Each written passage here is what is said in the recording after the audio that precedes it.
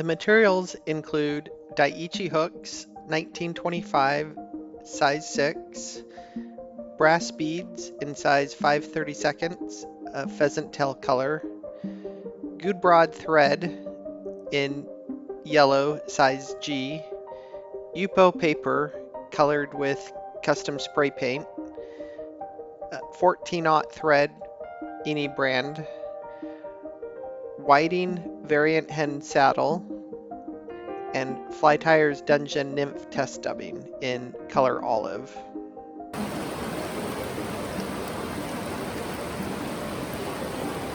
The first step to create these flies is to color the paper. I really enjoy the creative aspects in painting the paper. An effective way to color the paper is to use spray paint. Spray paint comes in many different colors and textures that can be used to create interesting patterns. I like to mix several different colors to create a molted effect. I try to get enough paint to have a thin cover on the paper, but if it is too thick, it has a tendency to peel when wrapping the paper around the hook. To finish the process, I often use a textured spray paint to add depth to the strip.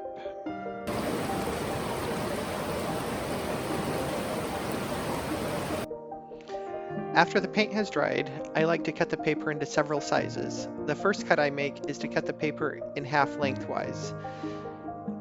I save one of the halves to cut longer strips from. The longer strips might be used on steelhead or streamer flies. I take the second half and cut it in half again and use these two strips to cut shorter strips. When I cut the strip, I like them tapered. Using a straight edge, I just eye the size of the strip and try to make a cut using a single motion. Be careful not to slip and keep your fingers safe.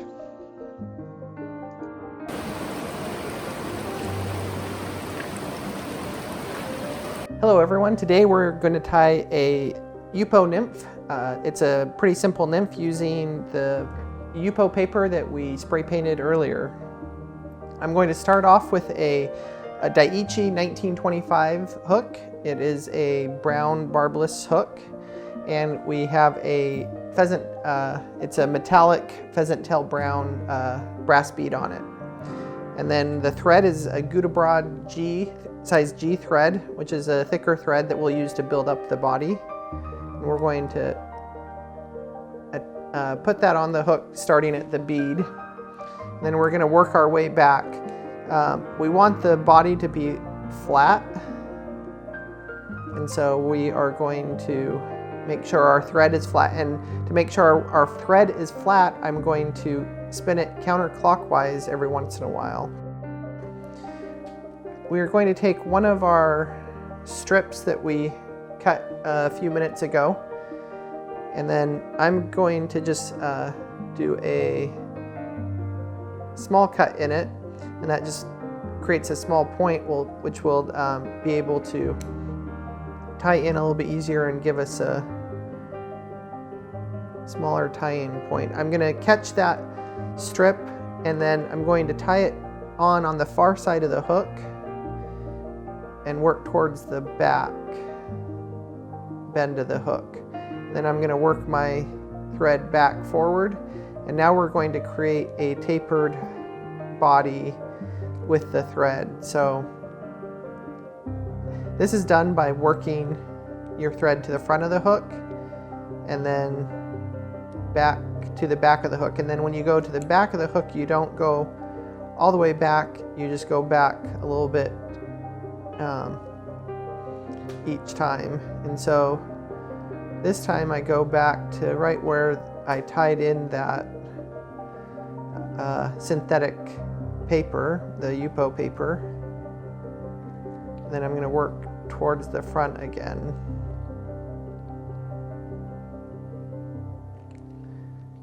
And then the next time we don't go back quite that far.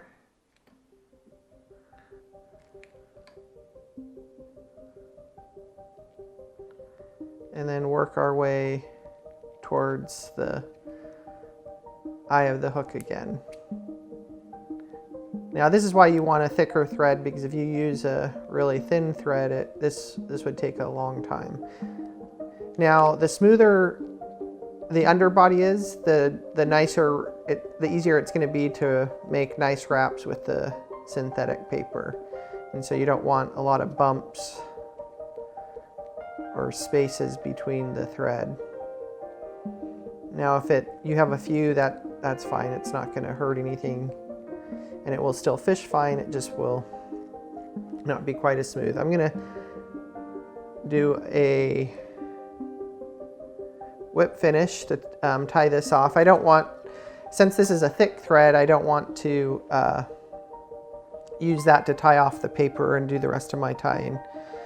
Now, just one extra step to make the thread flatter. I'm going to take my bodkin, which has a nice round smooth surface, and I'm going to burnish the body. This thread is pretty tough, so you can do quite a bit of pressure on it. All right, so now we have a nice thin body. I'm going to take some 14-aught thread and put it on the right behind the bead of the hook. So for this next part, I like to use a magnifying glass to do the wrapping. The first wrap will sort of fold over itself, and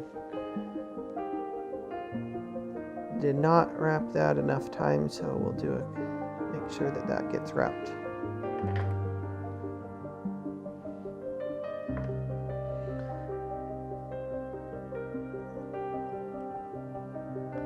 All right, the Yupo paper has a little bit of a stretch to it, so you can apply a little bit of a pressure and it's going to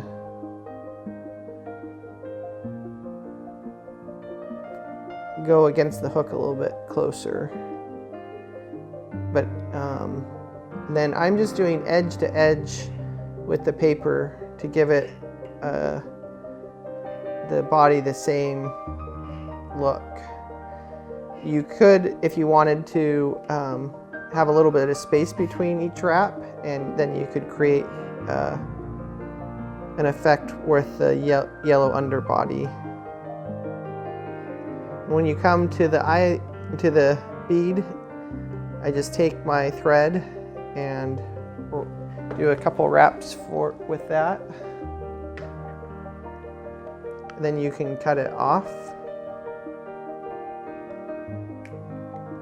Now, the paper is waterproof and it is pretty durable, but I'm going to just add a little bit more durability by taking some Solarez Thin and putting that on the body. And how I like to apply this, I like to put a little bit on my bodkin, just so I make sure I don't put too much on there.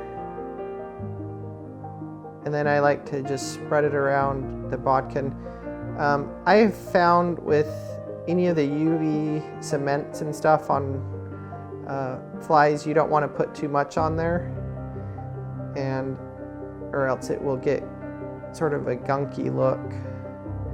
So a lot of times if there's too much, I'll move my bodkin up and sort of take some of that off, or I'll take my finger and just dab it a little bit, and that will remove the excess as well. Then you take your UV light and you just let that hit the UV cement a little bit, and that will dry that UV cement and give a great looking body. You can see the fluorescent paint come through a little bit. That's the chartreuse spray paint that we used, and you can see the molted effect with the black spray paint that we used. This creates a real realistic looking nymph body. All right, so now that we have our body done, we're going to take a feather from a Hebert Minor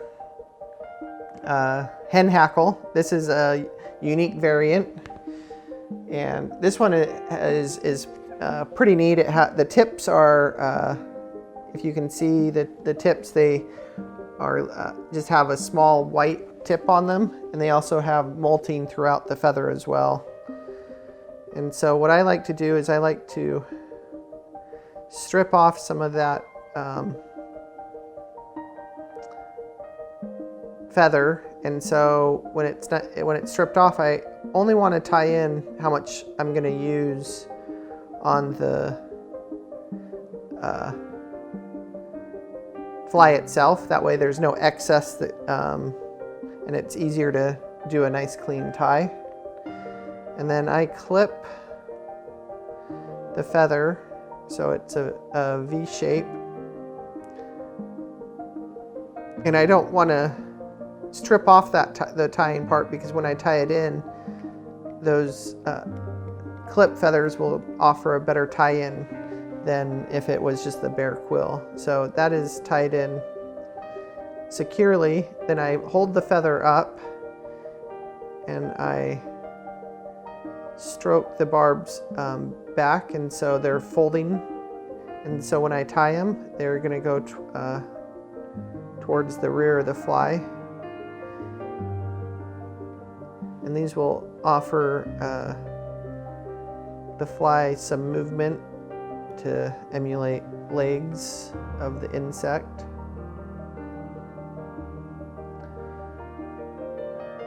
You can see how nice that looks. And then I just want some dubbing on the thorax to finish the fly off. And this is olive dubbing, and it has some really small micro rubber legs in it. And those will just add a little bit more movement. And these ones are purple, which I always like a little bit of purple in my flies. And you can sort of see how those come out. And then I just like to finish it off with 2 whip finishes.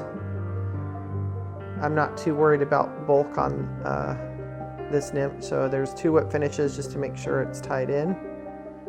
And then I cut the thread, and there you have my Yupo nymph.